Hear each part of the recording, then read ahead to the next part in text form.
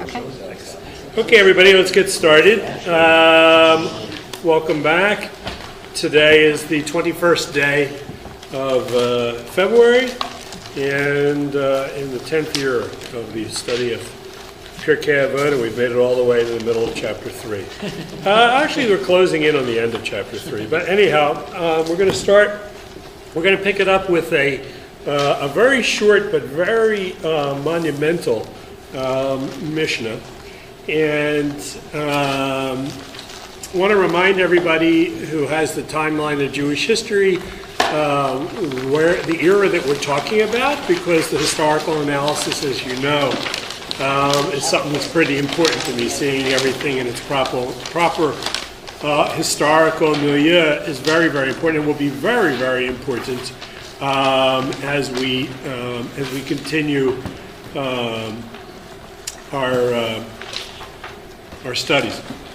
So we're talking about the period that we're talking about now.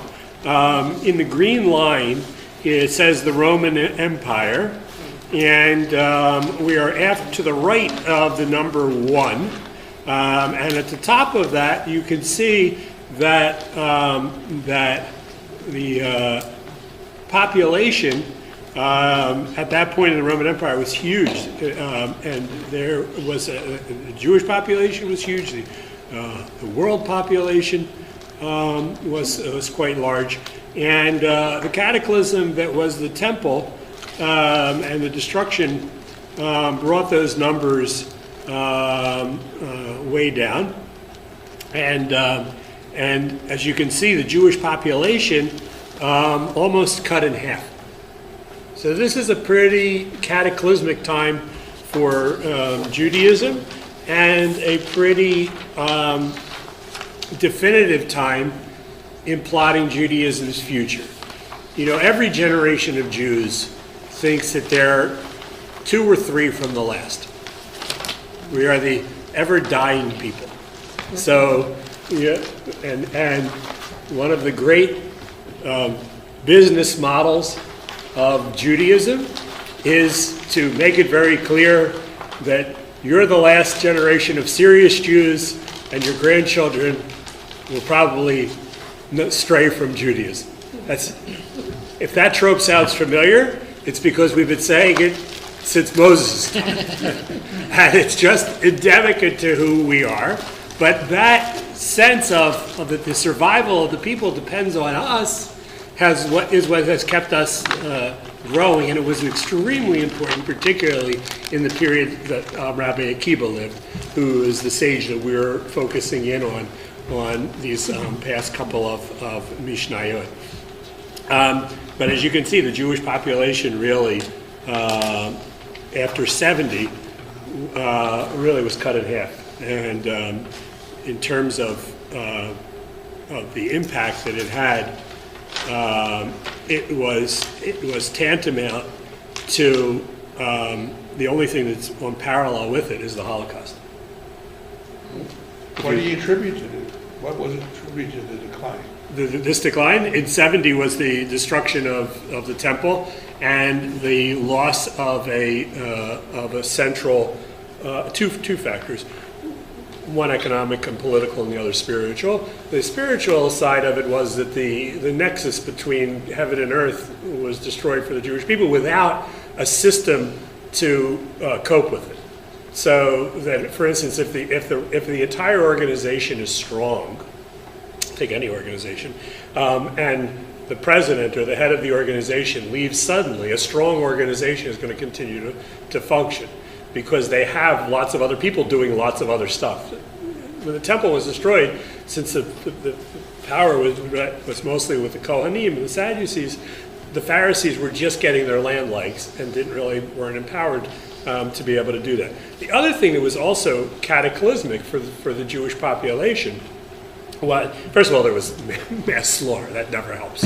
But besides that, realize, as I talked about a couple of times ago, Jerusalem was this teeming metropolis. It was a boom town.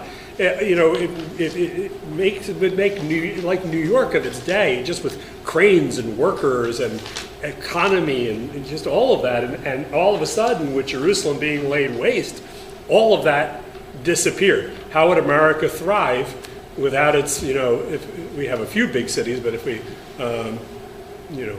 but without its mega cities. Interesting article, by the way, in the National Geographic, not this year, the one just prior to this, about that there are only 31, or there are 31 mega cities in the world. This is defined as 10 million people or over. So the vast, vast majority of the world now lives in cities, not in, so what happens when if something cataclysmic happens to those cities dictates the future of the world. And that was kind of what happened to the Jewish people. We were all in there. And into this breach comes Rabbi Akiva, and as a student of Rabbi Shimon ben Yochai and what's that? Rabbi Ishmael? And Rabbi Ishmael was his. So he's the second generation after. Was his teacher? It was the second generation after the Yochanan ben Zakkai got out of Jerusalem in the coffin, and the whole story we talked about before. Okay, so basically what we're doing is we're recreating Judaism, and Rabbi Akiva does it in this incredibly pithy little mission. And I want to just remind you what it said on page 45 in the previous Mishnah, because we're going to do the 15th Mishnah in depth, but I want to get a running start from number 14. So Rabbi Akiva used to say, human beings are loved because they're made in God's image, that they're created in God's image was known by a special love. God has a special love for human beings, for God made human beings in a divine image. We looked at that. Israel, now going from the klal, the general, to the prat, to the specific, Israel is loved, for they are called the children of God, that they were known as the children of God, was made to them also by a special love, and that you are the children of Adonai, your God. Israel is even more loved because to them was given a kli chemda, a precious instrument. That instrument, was of course Torah. That such a precious instrument was given to them, was made known to them by a special love. For I have given you a good doctrine. Do not forsake my Torah. Okay, so essentially, what this is a preamble and a part to the Mishnah this very pithy Mishnah that we're going to study on the top of the next page. It says, all is foreseen, yet free choice is given. But God's goodness by God's goodness the world is judged. Yet all things follow the larger portion of human acts. In other words, what Mishnah number 14 is saying is that out of all of humanity, which are created in God's image, God chose the Jewish people, and to those Jewish people, He equipped us with this special tool, this special kli, called Torah. Okay, we're gonna talk about what Torah means a little bit further on. But essentially what the second Mishnah, the Mishnah we're going to focus on today is, I'm giving you this tool, what do you do with it? What's it for? Okay, and that's in restating that and focusing that in just a couple of little sentences, Rabbi Akiva really gives us the essence of what Jewish life and Jewish practice, thought, theology would be about from his time to the very day, which is pretty intense. Okay, so in the beginning, I want to focus just briefly on the first part of this Mishnah. We got them on chapter 3, Mishnah 15, page 46, in the Lenny Kravitz version of the translation. It is literally. Anyhow. All is foreseen, yet free choice is given. Now, I highlighted this in the past. I don't want to spend too much time on it, because I think what's going on here, what it says is all is foreseen, or as Rashi reads it, all is seen, not foreseen as in the future, but seen in the present by God, yet free choice is given. So this is a theological, philosophical quandary. If all is foreseen and free choice is given, they seem to be at odds with each other, because if all is foreseen, then what free choice do I really have? And if God already knows what I'm going to do, how can He punish me for it? You can't punish somebody really for something that they can't control. It's already beyond their control. And how can I be held accountable for things in which I have no choice? And I don't want to spend a ton of time on this because I really don't think Rabbi Akiva's statement of this is to invite us into theological inquiry. I don't think that that's what's going on here. I think what's going on here is that all is foreseen. One way around it, of course, is to say what Rashi says, which is all is seen. God, he knows if we've been bad or good, so you better be good for goodness sake. All is seen. All is seen is one way of looking at it. But I think that whether you say it as all is foreseen or all is seen, and I mentioned this last time, is that what Rabbi Akiva is doing is, it has to be seen as a product of his time. So Rabbi Akiva lived right after the destruction of the temple in 70. And at that time, there were a lot of different expressions of Judaism going around. We don't know a ton about them. We know the Pharisees, we know the Sadducees, we know the Essenes since 1947, we know the Dead Sea sect. But there were lots of different expressions of what Judaism would look like. There were lots of different Judaisms at the time. So, for instance, we talked about last week, just a simple one, the Sadducees and the Pharisees. The Sadducees believed that the Torah was as it is, and there's no oral Torah, no oral tradition. What's in the book is the way it should be read. And the Pharisees believed that it was all subject to this ongoing oral interpretation. The Essenes took it to an aesthetic level that most Jews didn't. They did not. They had to practice an incredible level of self-denial, taken to an extreme by the Dead Sea sect, who lived out in the middle of the desert and were so much into self-denial that they didn't have sex, which was probably not the best planning in terms of perpetuating the Dead Sea sect. But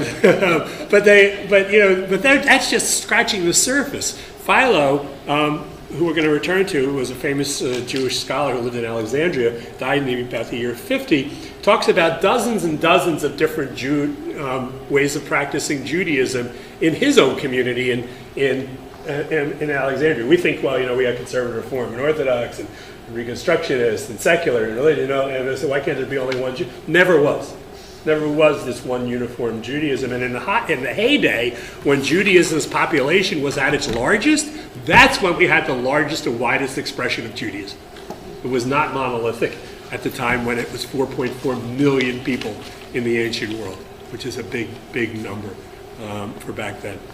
Rabbi, is that why they say put two Jews in a room and you get 17 opinions? Yeah, exactly. But it's also the reason why the Talmud, which we've studied together in the past, why the Talmud isn't a legal code that says here's what you should do. It's a dialogue between people who say this is this and then this is this, but if that, then this, and back and forth, and they bring in a third source and a fourth source, and the best you can possibly do is get to a majority opinion and a minority opinion. There's never that clear sense of consensus. In fact, the first code of Jewish law that actually took all that stuff and just said, here's what you do, here's the law, A, B, C, and D, was Maimonides, and it was about 600 years later, in about the year 1000. And when he did that, he was lambasted by rabbinic authority because it said, no, you can't make just one Judaism because there never was and there never should be. Yeah. So what Rabbi Akiva is saying here, I think in this preamble, and I mentioned it last week that like Rambam says, he's talking about the astrologers who say, if you read your horoscope, you can know what's going to happen, so that somebody else foresees it. No, he says no. God, if anything is foreseen, God foresees it, not Gene Dixon. But what I think is also going on here is with all of these different practices of Judaism, he wants to reassert the authority of the single monotheistic God. So he starts with a preamble, kind of the same way the Ten Commandments does. The Ten Commandments doesn't start with a commandment. It starts with a statement. I am the Lord your God who brought you out of the land of Egypt. That's not a commandment. We count it as the first commandment, but it's a preamble. I am God. And I think this is kind of working that same way, which is to say, in all of this stuff that's going around, And so that got me to start to think, would Rabbi Akiva have known about Christianity? Would he have known about that, not as a separate religion, but as another expression of Judaism at the time? And it turns out that the first of the Synoptic Gospels is the book of Mark. And Mark wrote right after the destruction of the Second Temple, in about 75 or 80 of the Common Era. Isn't that interesting? Yeah. That he came up with this a different kind of way of perpetuating Judaism. And then after that comes Matthew, and then Luke, and they're all around that time, between 70 and 100 of the Common Era, 110.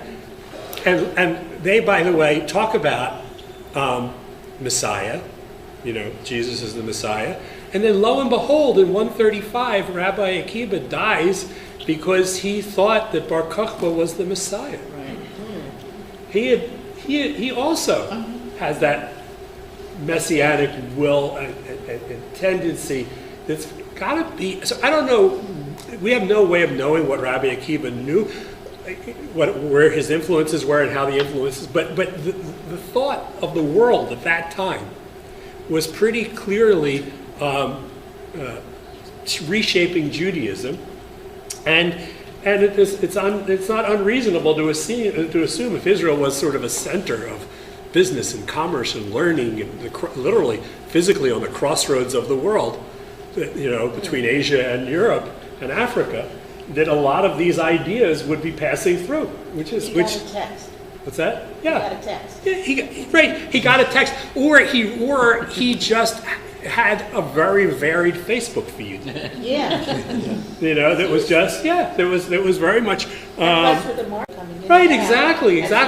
Right, exactly. And by the way, as we've been to Israel, you remember where the marketplace was? It's at the foot of the temple. Yeah. With the Sanhedrin right above it, right? And everything is in that one spot. And Harvey, you want to know why things didn't work out well for Jews numerically? Take all of that out at once. There's your answer.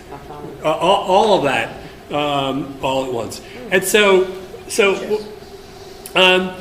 I think that's a little bit of what's going on here. I think we could get involved in, do you have free will and does God know everything? I don't think that's what really is going on here. I think what he's saying is that there's one supreme power in the world, and it's God.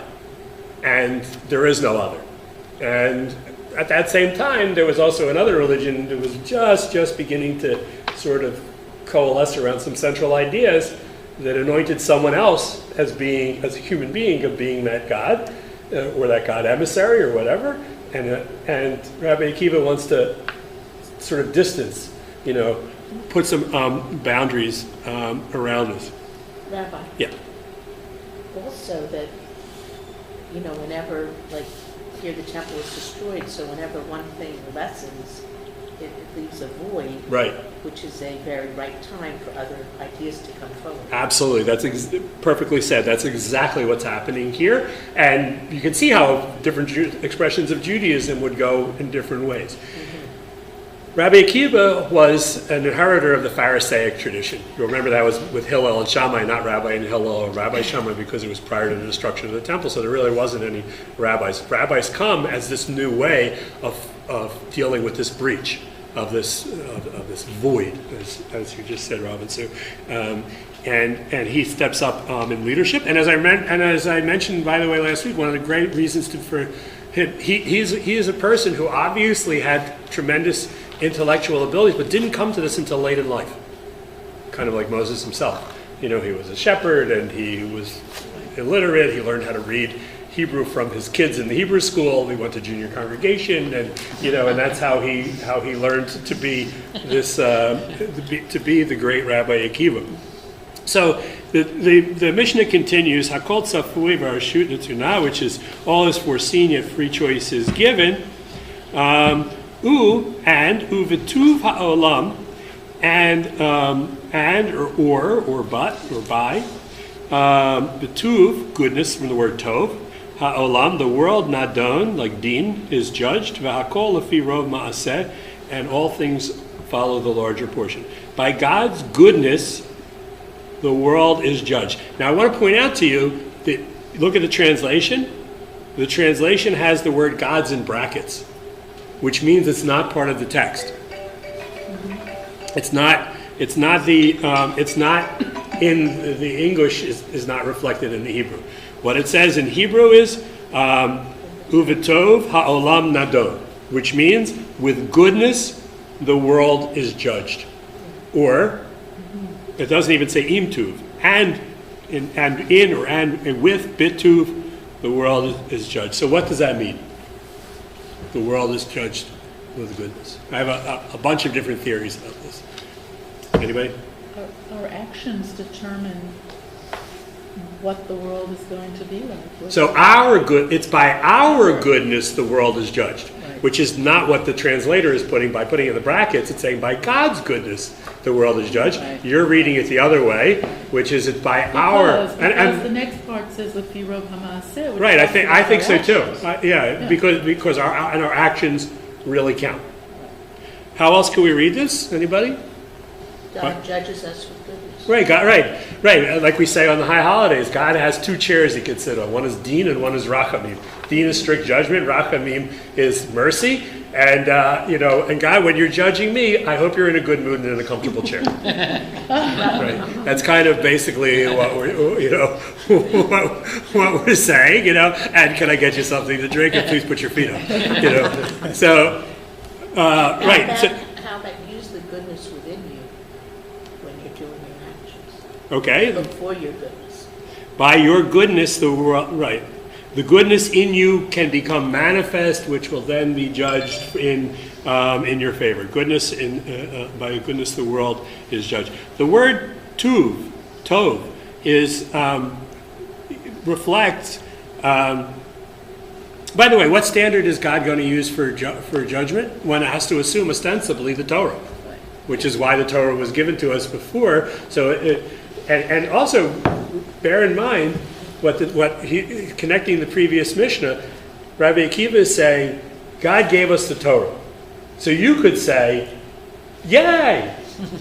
Or you could say, it's this huge long list of things I'm no longer allowed to do. Boo! Right? What's the benefit in that?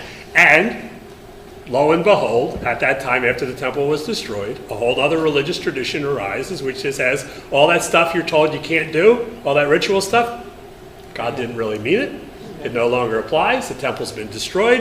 It's only by being a good person that what counts most. God isn't really concerned with what you eat.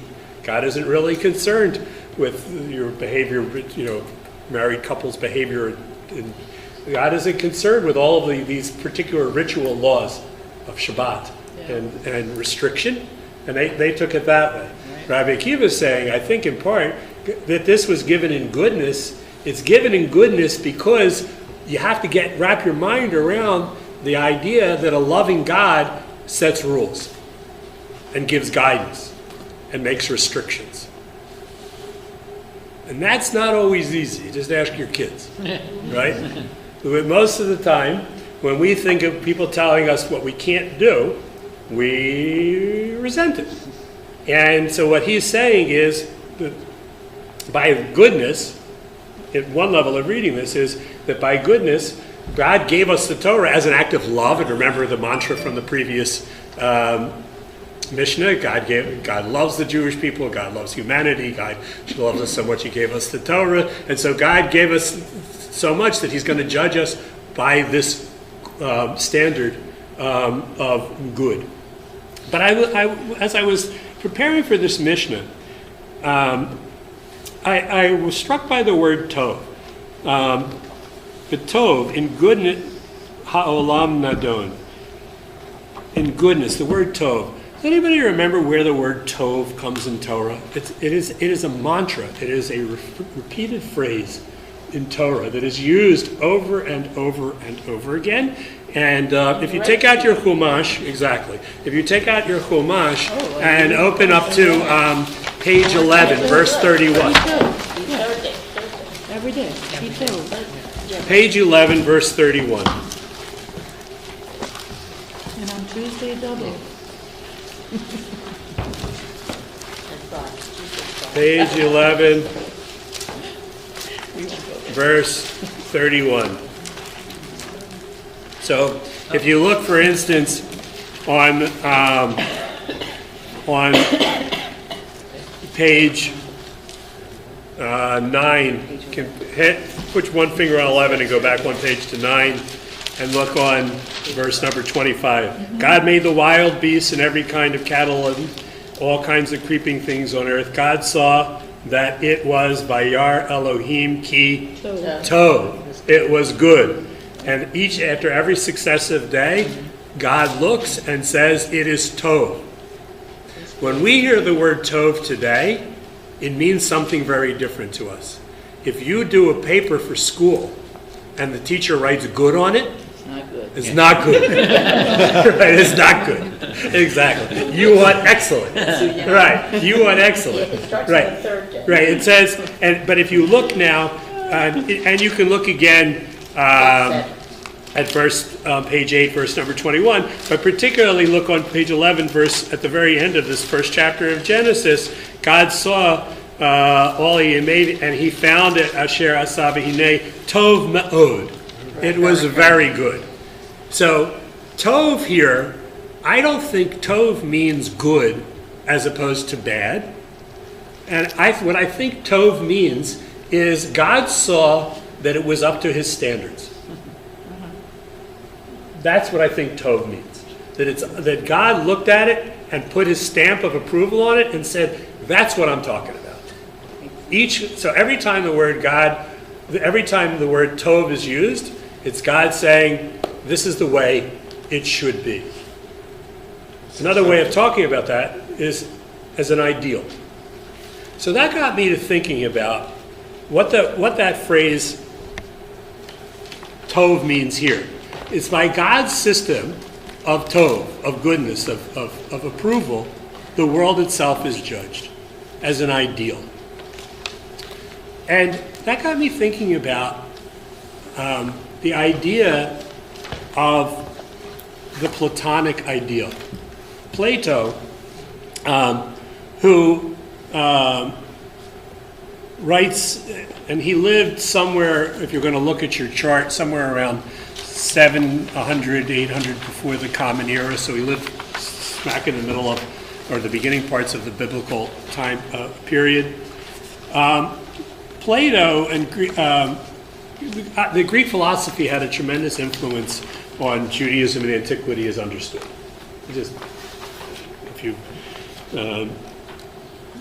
Saul Lieberman was at the seminary, was the greatest scholar of this of the Greek influence in Talmudic literature, but it is so deeply ingrained and meshed in who we are.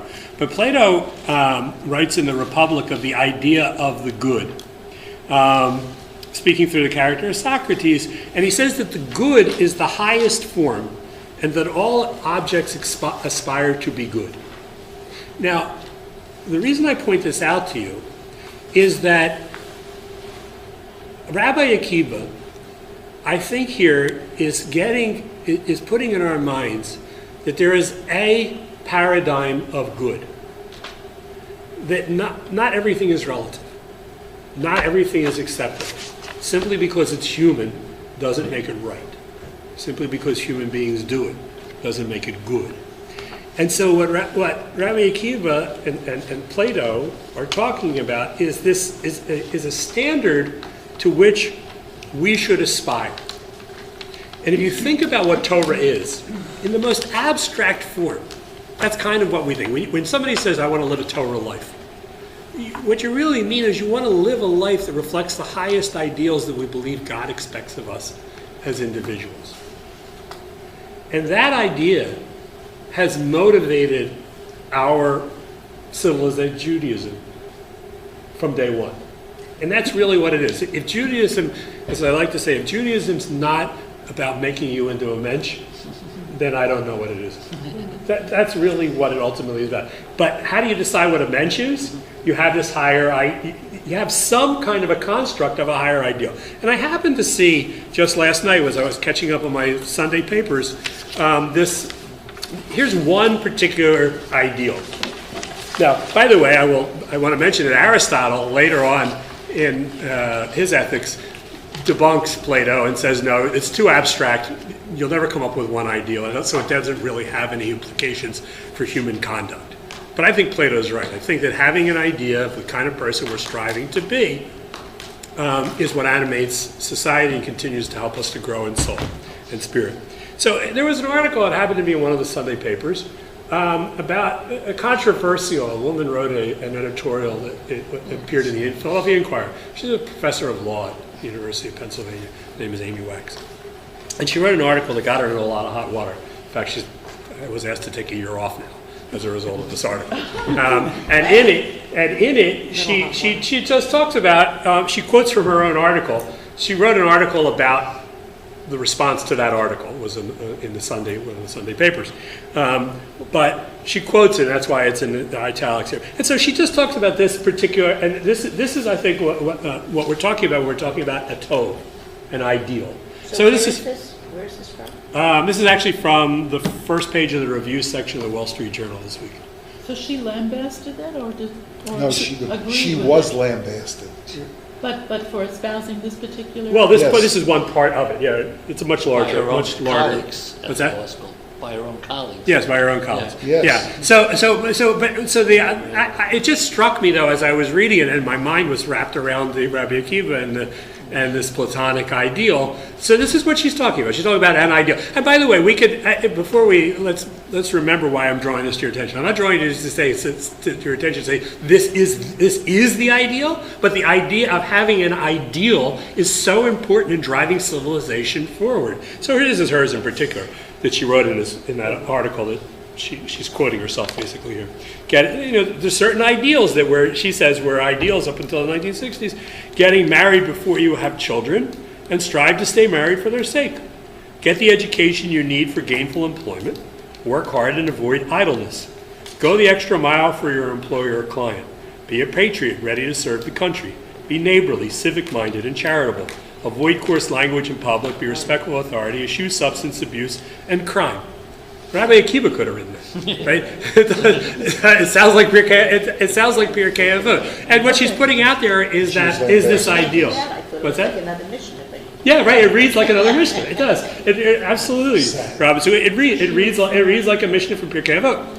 And you can read the article because the debate about that she gets into, which I think is a very important one, is not germane to our subject here. What I'm talking about is that the idea of having a construct of what the ideal should look like and attaching that ideal to God, which lifts it above the level of moral relativism amongst humanity, is a very, very important one. And when Rabbi Akiva is restarting Judaism here after the cataclysmic destruction of the temple, I think that's in part what he's asserting here, is that you have to have a set of standards and ideals that you're shooting for so that you know that you're moving in the right direction. Okay? And so I just brought that one to your attention.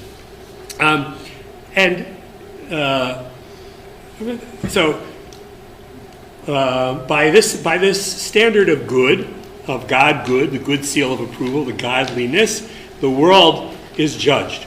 So God is not judged by human relativist standards. Compared to someone who killed 64 people, the one who killed 17 people wasn't so bad. No. When you put it in, you have to. The only way to take it out of that relativist perspective is to say murder is wrong. And where do you get murder is wrong? Society come up with whatever they want. They said, no, we attribute this to God. This is the tov of the God standard of tov that he's using. And so by the standard of tov, the world is judged. That's what I think the statement at least means to me. Yet all things follow Hakol lefi rov hamaaseh. Let me translate this not the way that the book does, but the way that I would. Hakol, everything, all things, lefi, according to, rov, the majority, hamaaseh, of actions. Everything, in terms of the judgment, is according to the majority of the actions. Of the actions? Of maaseh, of a deed. Of action, as opposed to thought. You are judged, as you said before. You are judged. We are judged from the godly standard of Tov based on what we do, not what we say, not what we think, but what is demonstrable. That's what we're going to be judged on. And what Rabbi Akiva is saying, and again, keep in mind, this is a time when other branches of Judaism were saying other things. Like, for instance, that the actions that are so strictly regulated by Torah, the ritual that gets you to behave in a certain way, do certain things at a particular time is no longer relevant. He's saying quite the opposite. You are going to be judged by what you do, and because God loves you, he's telling you what to do. Because it's in your best interest, because it will lead to the results that God, as the heavenly parent, knows will be in your best interest, even if you yourself don't see that now. You are judged according to your actions. And by doing that, what he's doing is he's setting up the entire basis for halakha, for Jewish law. That now what you do is what truly defines you. Not what you say, not what you think, not even necessarily what your intentions are. Later traditions will go back and say, well, if you have good intentions, that's good too. But what he's saying specifically here is that the religion that we are founding now, post-destruction of the temple, is going to be one that is based on action and behavior, not on theology, thought, and belief. And that, in that regard, Judaism and other religions diverged. And that's why we become such a ritualistic religion, because we believe in behavioral psychology. The behavioral psychology is do first and understand afterwards. When the Torah is given, anybody who knows this expression from Na'aseh v'nishma, the most famous expression, it's used in several different forms in the book of Exodus, but when God gives the Torah to the Jewish people, they famously say, because this is the quote we like the best, Na'aseh, we will do, v'nishma, which literally means we will hear, but it doesn't really, shema meaning understand. We will do first, and we will come to understand afterwards, because the action will lead to the proper thought. And if it doesn't lead to the proper thought, at least it'll lead to the proper result. And so that becomes, again, a foundational principle of what Judaism is all about. It's about behavioral. It's not cognitive so much as it is behavioral. It's much more about the way that you behave. And Maimonides talks about this beautifully. Now, Maimonides, remember, was both a philosopher and a physician. And one thing Maimonides talks about it is, he says that any behavior that is practiced becomes ingrained. And that the longer you practice, as one of his students, which I was reading yesterday, said, like when it comes to, so for instance, self-denial. And I don't mean self-denial as in abstinence, I mean self-denial as in self-discipline. Self-discipline is very difficult at first, but once it becomes routinized, it becomes part of who you are. And it leads to the results that that's the theory that Judaism is based on. Do first and understand afterwards. Now, obviously you want both. You want to have both what's called kavah in Jewish tradition, which is things that are fixed, and you want to have kavanah, which means the intent and the emotional side of it. So, for an example, should you daven if you don't really feel like davening? And the answer is keva. Yes, a Jew is obligated to daven every day. Why? Because you might not be in the mood right now, but by the time you're done, something inside of you could change. But if you don't do it, you'll never be able to, to lead to action. I just got back from Helene and I love to see the world. So we just went to Iceland. So, which is in the winter, and it's very, very. It's a wonderful trip to do because it teaches you humility. Because everything that we planned was snowed out, so we didn't. Thank you. So everything that we planned was entirely snowed out. But anyhow, the reason I draw it to your attention is so I really, really wanted to see the Northern Lights. That was like my number one objective. See what? The Northern Lights. Oh. So I booked us we went to a small town. Small city, 18,000, second biggest city in the country. But a small city, right 60 miles from the Arctic Circle. I don't know, where better am I going to see, the Northern Lights? And We went out 3 times. They'd have to take you in a truck, or a car outside away from the city to be able to see them. And one time we saw them pretty good, and 2 times, gorgeous. But like the tour guide said, I guarantee you have a way better chance of seeing the Northern Lights than you will in your hotel room. Right? So it's the same thing. I guarantee you that you will have a much better chance of being moved by prayer if you daven than if you don't. Okay? That's the founding principle of Jewish life. I guarantee you, you will have a much better chance of creating meaningful family moments if you make Friday night dinner sacred so that the family is together every single Shabbos. I don't know what mood your kids will be in or how it'll work between you and yourselves, but I do know that if you create that moment of encounter, you have far better potential than if one goes to one movie and one goes to another. Right? So that. Well, it's like no one ever leaves shul thinking that they shouldn't have gone. Right, exactly. Or any of those kinds of things. Right, that is a favorite adage of mine. You can leave it for you, those who are newer at the Krupnick game. Somebody said this to me when I first started in the rabbinate 30 years ago, in a small town where I was in Alabama. He said to me, you can leave a restaurant and say, I wish we hadn't eaten here. You go to a movie and say, I wish we hadn't seen that movie. Nobody ever leaves shul and says, I wish I hadn't come to shul today. Yeah, so that is an old chestnut of mine. I'm getting to the point where I have old chestnuts. But you're still young. But thank you. I wanted to point out just one other thing before we close here. The hour is almost up. The fundamentals here, it's an incredible mission in terms of setting the course of what Jewish life is going to be ultimately all about, in terms of being judged by a higher standard of godliness, that comes through from the opening chapters of Genesis, where God sort of sets a paradigm of this is what the world could look like when I have my divine imprint very obvious to you here at the beginning, and then you will continue to be judged in larger part by your actions. I wanted to just close by talking a little bit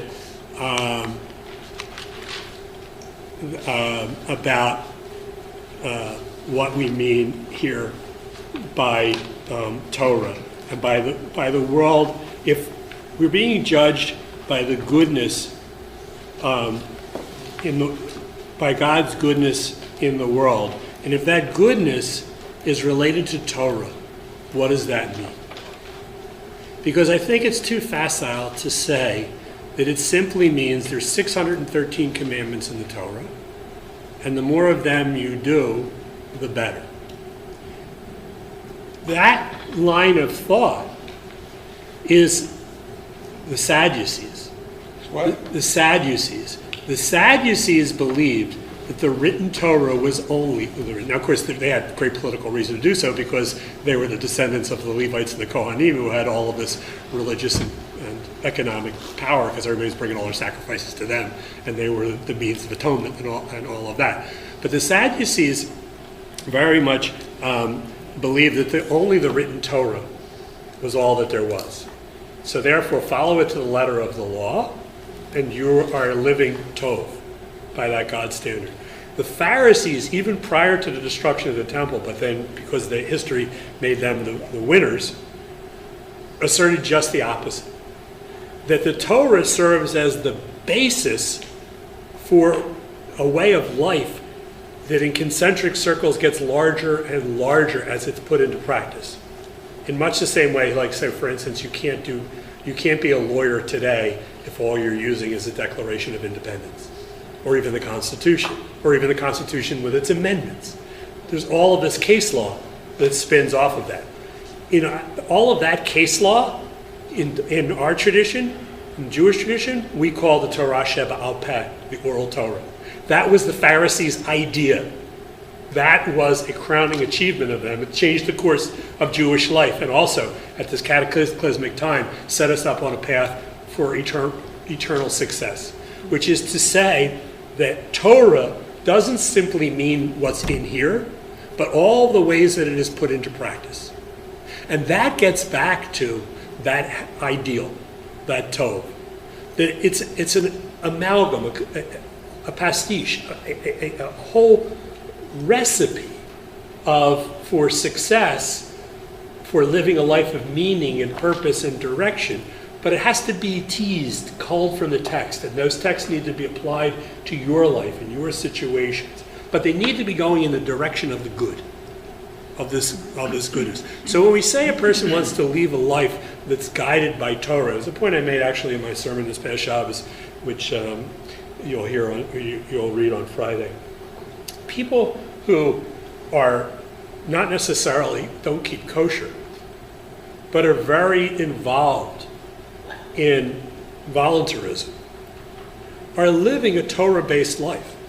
Because the Torah is clearly based on the idea that helping other people and not being self-serving is part of that good ideal.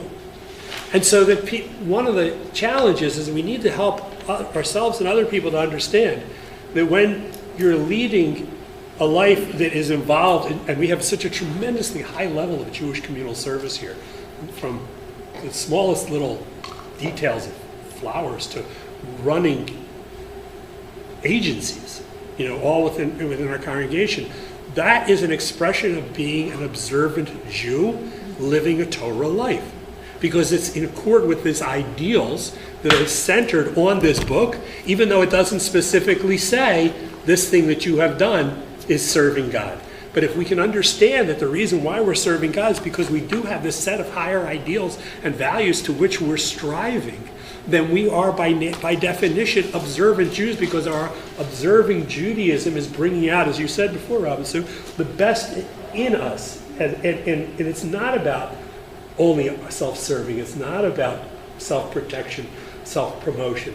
It's that altruism is God-given, and it helps us to live the Tov stamp that God is speaking of, that Rabbi Akiva is drawing to our attention. And so when it says that we are all... It doesn't say kol, all. It says rov, which leaves open. It doesn't tell you that you've got to follow every single law to be considered. Yeah, I think that's true. Right. And parenthetically, but what Yaffa just said was, because it says the majority, rov, it doesn't say everything is judged. You have to say, well, it doesn't mean you have to follow all 613 commandments. Parenthetically, there's only about a third of them that you could possibly do, even if you wanted to. Even if you made it the rest of your life's work to follow all the 613 commandments, there's only about a third of them that you can do, because about 25% of them involve the temple, which is destroyed. At least 20 of them or so are only for women, so that leaves us out. Some are for when you're the king of Israel. So there's a Kohanim. You can't do all of them. But the idea again, just to put a point on this, the idea that what Rabbi Akiva is saying in this Mishnah is that God has a plan for the world. God is cognizant of the decisions we make. God has given us the tool, the kli chemda, this precious tool we talked about in the last Mishnah, not only for self-actualization, but to make the world itself a better place. And we will be judged on our own ability to live up to that higher ideal and value that God puts in front of us. It may be, as it is in my life, 2 steps forward and 1 step back. But the idea is to be ever moving forward. And that idea that Rabbi Akiva, such a pithy little Mishnah sets forth here, has animated Jewish life to this very day. So I want to thank you all for coming, and Heidi, you can stop us there.